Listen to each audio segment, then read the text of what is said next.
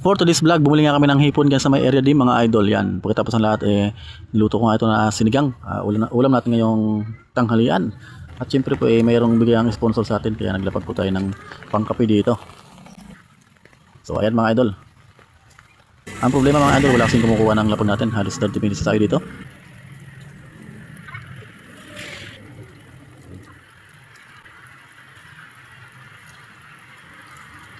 Sa malapit na paliwas lang naman ito. Ayan nga, medyo nilalabig na nga si idol nyo. Ayan, palipat-lipat tayo ng pwesto. Naghihintay na kung may kukuha ng lapag natin. Basta't isipin di magbabago, damdamin ko sa'yo.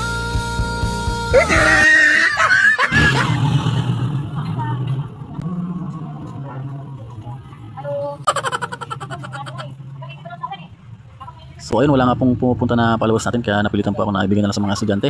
Kasi mga nakapollow naman sa akin to eh. So ayan, congratulations, may pambawat sila. So yun lang po for this vlog, let's go. Hati na lang. Hati na lang kayo ha. Ate, kayong apat hatiin nyo.